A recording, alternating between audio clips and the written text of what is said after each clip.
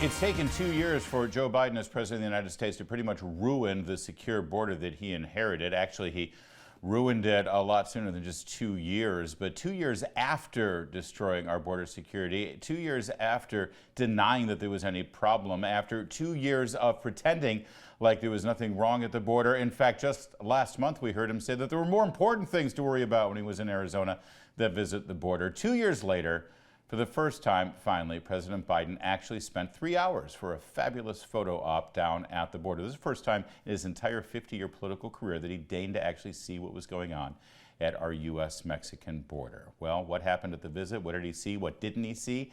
And how can we actually fix the problems that we've got? We turn to Simon Hankinson. He's Senior Research Fellow for Border Security and Immigration Center at Heritage Foundation. Hey, Simon, it's a tall order. You're going to solve everything. You've got about 9 minutes. Ready? Sure.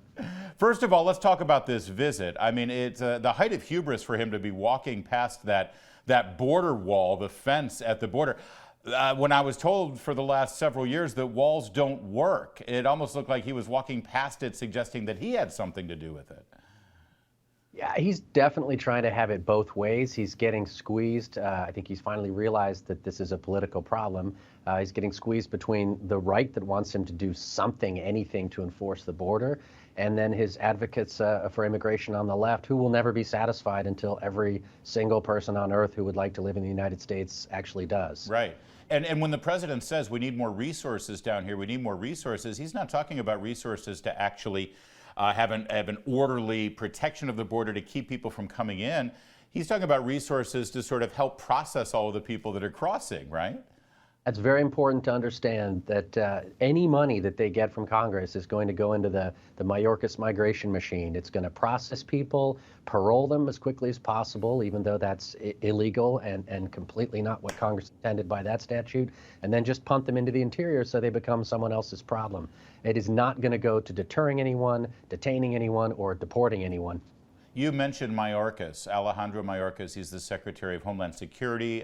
His role on the cabinet is to oversee border security, and there's already talk from the Republicans who just took over the House of Representatives that there should be hearings that would lead to his impeachment. You've written recently at Heritage Foundation the 6 biggest lies from Mayorkas and DHS about the Title 42 situation, which is the Health and Human Services provisions that allows Border Patrol agents to turn people away based on disease and health purposes. Let's walk through those, shall we? First of all, do you agree that Secretary Mayorkas should be impeached?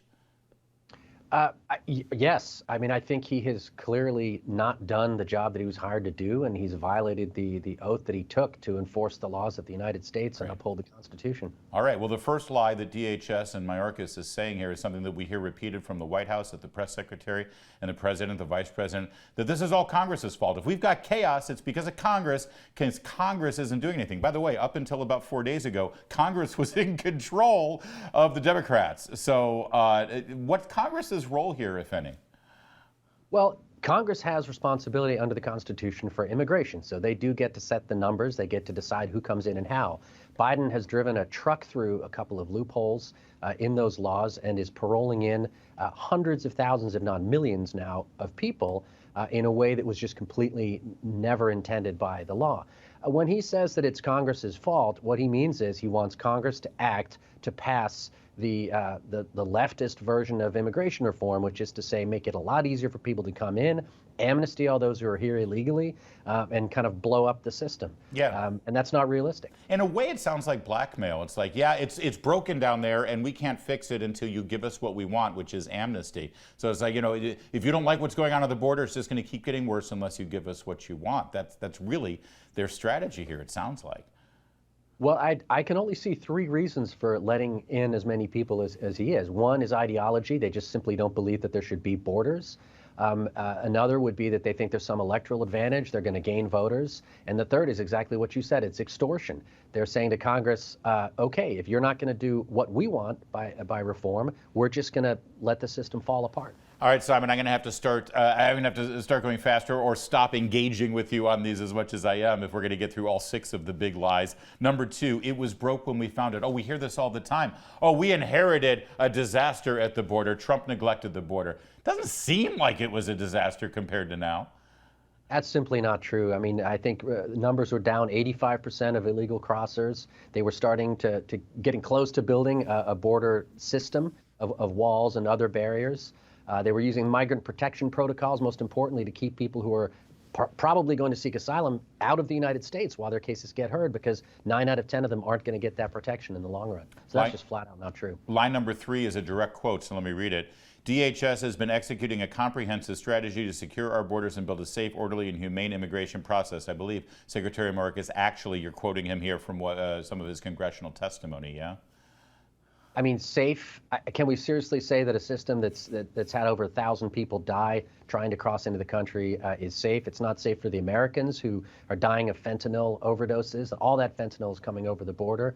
I wouldn't even call it humane, because even if you're helping out people who show up at the border, what about all the other people in the rest of the world? What about all the legal immigrants that have been waiting in line for 25 years?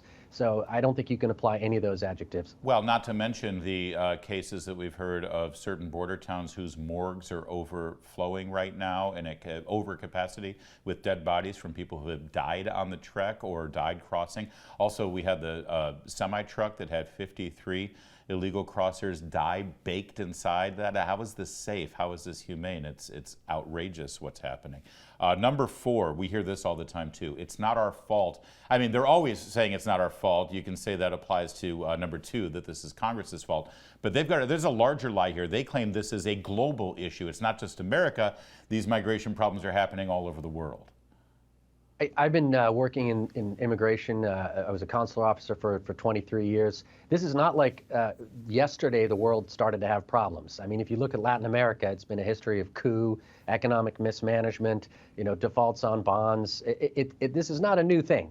We've had ways in the past to deal with it. The United States has never seen itself, even though we are a welcoming country. We take over 100,000 refugees on a good year. We're not the solution to the entire world's social, political, military, economic problems. It's just not possible. Number 5 is something you hear from Democrats about this all the time, which is basically amounts to a big shrug. Hey, what are you going to do? I mean, there's really nothing we can do about it. They're a far cry from the Bobby Kennedy, we can fix anything if we put our minds to it spirit of the American government.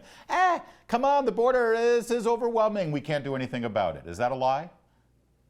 Absolutely. I mean, look, we have done incredible things in the United States, and this is not beyond us. We had the migrant protection protocols. We kept people in Mexico while we heard their cases. And look, that sends the message out. Right now, the message is all over the world, but particularly in Central America, Joe Biden says the border's open. It's all good. You can come in. We'll sort the paperwork and all that stuff out later. People hear that. They're not stupid. I don't blame them for trying. I'd do the same thing in their shoes. Right. But there's lots of things we can do. We have laws. We can pass them. We can enforce them, starting with the migrant protection protocols, reform the parole system, the asylum system, finish that wall, that barrier, give people a fair shot, due process, but don't just blow the system up. Yeah, and by the way, I want to reiterate that when it's like, we're not trying to blame the people who are breaking our laws, because I know that's easy to do that. They're breaking our law, they're criminals. Well, that's true, but let's face it. If there's a 20-mile stretch in your commute home and the governor announced that he doesn't want any of the cops in the state to enforce the speed limit on that 20-mile stretch, you telling me you're going to keep it at 65? Of course you're going to go faster, because you know you're not going to get any trouble. So I don't, you're right. We don't blame them if we've already telegraphed to the world that we're not going to enforce our laws. All right, the last one here. DHS says that there will be clear consequences for those who enter illegally, and people who don't have a legal basis will be promptly removed, which, by the way, is the law already. We didn't need an update from them, but they're lying about that too, aren't they? Yeah, that's the one that gets me up mad in the morning, because it is just such a blatant lie. It's not even an exaggeration. I think there were a total of 72,000 people deported last year. ICE has been told you got to concentrate on the ultra bad guys, not just the regular criminals, but like the serious ones with, multiple rap sheets and convictions. There's absolutely no way that President Biden, Mayorkas, or anyone in this administration has any intention of deporting anybody who fails in that asylum process. And that's the most unrealistic thing. You can lie to the American people and say, we're going to try to take care of this in an orderly, safe manner because we want to be, decent to the people applying. But then if you don't actually follow through, and the people who are ruled to be economic migrants and are not actually fleeing persecution on the grounds of race, religion, etc., you've got to send them home. And if they don't do that, it makes a mockery of the whole system. And by the way, again, that's what the law states now. It doesn't take any extraordinary effort. Thank you, Simon. More to come on O'Connor tonight.